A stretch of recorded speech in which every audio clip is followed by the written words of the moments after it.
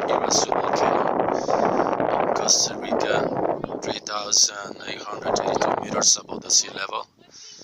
We have a really nice view from here. It's a beautiful day. We are doing a daily tour with Ticos Viajeros Costa Rica. It's our travel agency. We are with a group from Mexico today.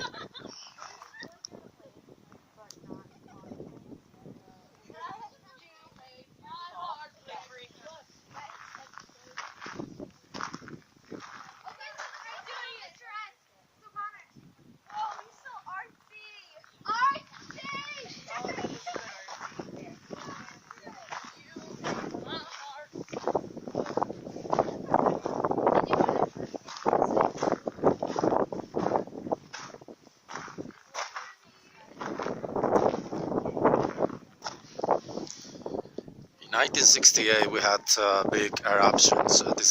These volcanoes, the ash survives to San Jose. So now it's resting, sleeping.